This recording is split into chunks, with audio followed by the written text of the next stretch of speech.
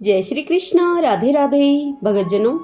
आज हम धरती माता की कहानी सुनेंगे। कहानी शुरू करती हूँ। बात बहुत पुरानी है। एक बुढ़िया माई अपने परिवार के साथ रहती थी। उसके परिवार में उसके बेटा, बहू और एक पोती थी। कुछ दिनों के बाद उसके बेटे और बहू की मृत्यु हो गई किसी कारणवश। अब घर में केवल वह बुढ़िया माई और उसकी एक पोती ही रह गए थे। इस कारण से उस बुढ़िया माई की आर्थिक स्थिति बड़ी ही खराब थी। बड़ी मुश्किल से उनकी गुजर बसर हो रही थी। बुढ़िया माई की पोती का नाम सुमन था। सुमन बहुत ही संस्कारी और धार्मिक प्रवृत्ति की थी। एक दिन की बात है, वह अपनी सहेली से मिलने के लिए उसके घर गई। तब वहां पहुंचकर उसने देखा कि उसकी सभी सहेलियां इकट्ठी बैठकर धरती माता की कहानी सुन रही थी।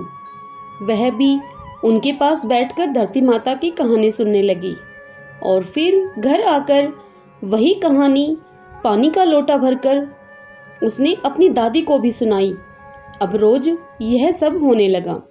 दोनों दादी पोती सुबह जल्दी उठकर नहा धोकर पानी का लोटा भरकर धरती माता की कहानी सुनती, धरती माता को भोग लगाकर फिर स्वयं भोजन ग्रहण करती थी। अब समय बीतने पर सुमन भी बड़ी हो गई और दादी ने उसका विवाह कर दिया। जब सुमन विदा होकर घर से अपने ससुराल जाने लगी, तब दादी ने लोटे में जल भरकर उसमें फूल डालकर सुमन को दे दिए और कुछ भी उसे नहीं दिया, क्योंकि उस बेचारी बुढ़िया माई के पास ऐसा कुछ भी नहीं था जो वह अपनी पोती को विदाई में दे सके। अब सुमन जब विदा होकर जाने लगी, तब रास्ते में वह सोचती है कि जब ससुराल में सब देखेंगे कि मैं क्या क्या लेकर आई हूँ, तो सब मेरा मजाक उड़ाएंगे कि इसकी दादी ने इसे कुछ भी नहीं दिया, बस पानी का लोटा भरकर इसे पकड़ा दिया है। यह बात सोचकर वह रोने लगती है और कहती है कि हे धरती माता, मेरी लाज बचाइए। धरती माता यह सब देख रही थी और सोच रही थी कि यह लड़की बचपन से ही मेरी परम भक्त है, मुझे इसके कष्ट को मिटाना ही होगा, नहीं तो कलयुग में मुझे कौन पूजेगा। अब सुमन ने सारे रास्ते धरती माता की कहानी कही और उस लोटे के जल से अर्घ देती गई। वह जितनी बार कहानी कहती, उतनी बार ही लोटे के जल से अर्घ देती।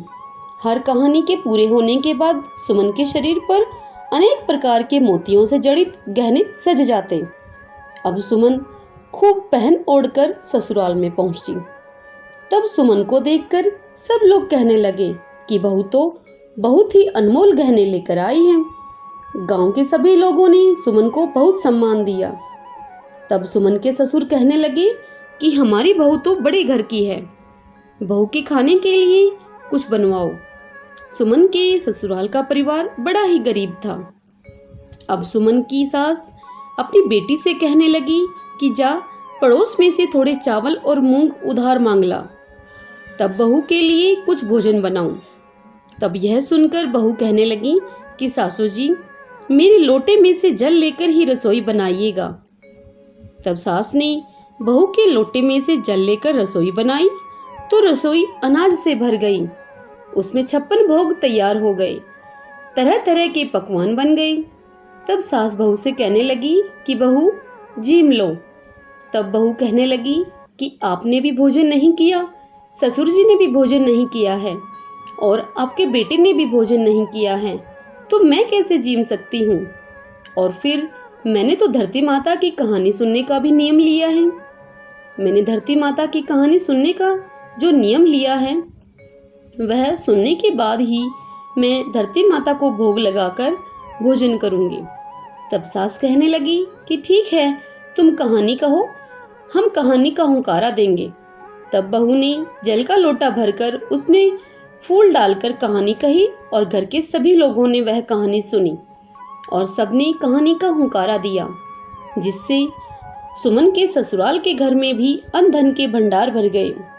तत्पश्चात उसकी सास धरती माता की कहानी का प्रसाद बांटने लगी। तब पड़ोसन कहने लगी कि अभी कुछ देर पहले तो मूंग चावल मांग कर ले गई थी तुम, अब यह इतना सब कहां से आ गया धन। तब सास कहने लगी कि मेरी बहू धरती माता की कहानी कहती है। उस पर धरती माता की कृपा है, उन्होंने ही यह हमें सब धन दिया है। और इस प्रकार सुमन की सास के साथ पड़ोसन और उस गांव के दूसरे लोग भी धरती माता की यह कहानी सुनने लगे। धरती माता की कृपा से उनके घर में भी अन्न धन के भंडार भर गए। हे धरती माता, जैसे आपने सुमन के दुख दूर किए, वैसे ही सबके घर में अन्न धन के भंडार भरना। वैसे ही आपकी कहानी जो भी कहे सुने, हुकारा दे, उनके घर में अन्न धन का भंडार भरना, उनके हर दुख को दूर करना।